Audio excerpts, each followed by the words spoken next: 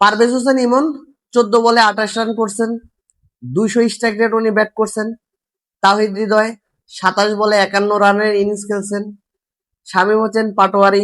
আসসালামু আলাইকুম, বিডিকে টাটার পক্ষ থেকে আমি রকি আছি আপনাদের সাথে। এই মুহূর্তে যারা আমার এই ভিডিওটি দেখছেন সবাইকে জানাচ্ছি আন্তরিক শুভেচ্ছা এবং অভিনন্দন। বাঘের থাবায় উপকাত হয়ে গেল নিউজিল্যান্ডের প্লেয়াররা।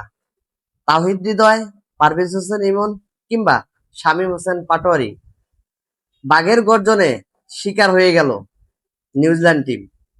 এই তিনজন প্লেয়ারকে স্পেশালি বলতেই হবে বাংলার বাঘ।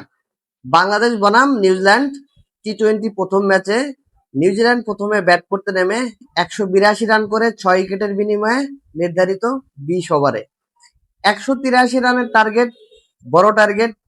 আমরা একটু টেনশনে পড়ে গেছিলাম যে এই ম্যাচে বাংলাদেশ জিততে পারবে কিনা, তবে একটু আশা ছিল, কারণ যে উইকেটে খেলা হচ্ছে এটা স্পোর্টিং উইকেট। আপনারা জানেন বর্তমান বাংলাদেশ ক্রিকেট টিম স্পোর্টিং উইকেটে খুব ভালো ক্রিকেট খেলতে পারে। তার প্রমাণই আজকে দেখালো আবারও বাংলাদেশের প্লেয়াররা। 183 রান চেস করতে নেমে শুরুতে আমরা দেখেছি সাইফ হাসান এবং তানজিদ হাসান তামিম, তারা খুব স্লো ভাবে রান তুলতেছিল।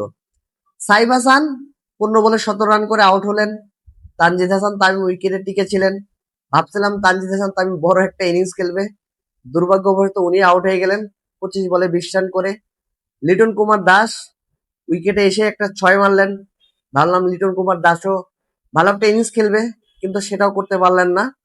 এরপরে খেলা শুরু হলো তাওহিদ হৃদয় এবং পারভেজ হোসেন ইমনের।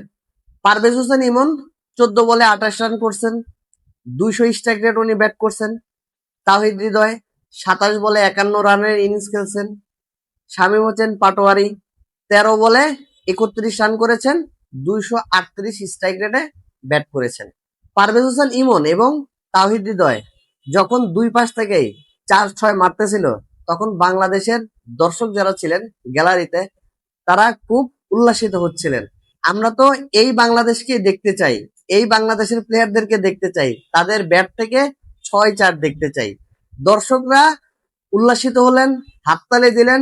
ভাবছিলাম পারভেজ হোসেন ইমন এবং তাওহিদ হৃদয় তারা দুজন ম্যাচটা হয়তো বা ফিনিশ করে আসতে পারবেন, কিন্তু আনফরচুনেটলি পারভেজ হোসেন ইমন আউট হয়ে যান, মিস টাইমিং হন। কারণ ওই বলটা যদি টাইমিং হতো তাহলে 6 হতো। পারভেজ হোসেন আউট হয়ে যাওয়ার পর আমরা একটু চিন্তায় পড়ে গেছিলাম যে আসলে ম্যাচটা বাংলাদেশ আবার হেরে যাবে না তো। তবে শামীম হোসেন পাটোয়ারি আমাদের সবাইকে অবাক করে দিয়ে উনি যে ক্যামিওটা খেললেন, 13 বলে 31 রানের ইনিংস, দুর্দান্ত ইনিংস। এই বাংলাদেশ ক্রিকেট টিমকে তো আমরা দেখতে চাই, বিশেষ করে টি-20 ফরম্যাটে। তারা দুজনই ম্যাচটা শেষ করে আসলেন 2 ওভার বাকি থাকতে।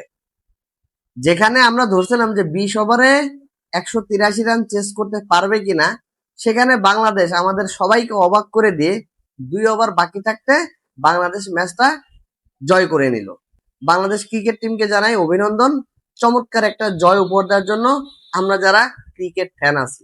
সামনের দ্বিতীয় টি-20 ম্যাচ, আশা করি দ্বিতীয় টি-20 ম্যাচ বাংলাদেশ আমাদেরকে একটা জয় উপহার দেবেন। আপনারা জানেন 3 ম্যাচের সিরিজ, দ্বিতীয় টি-20 ম্যাচে যদি বাংলাদেশ জয় তুলতে পারে তাহলে এক ম্যাচ হাতে রেখেই বাংলাদেশ সিরিজটা জয় করে নেবে।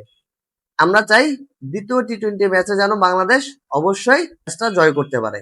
সবাই ভালো থাকবেন। বিডিকে টাটার পক্ষ থেকে আমি রকি আজকে বিদায় নিচ্ছি। আল্লাহ হাফেজ।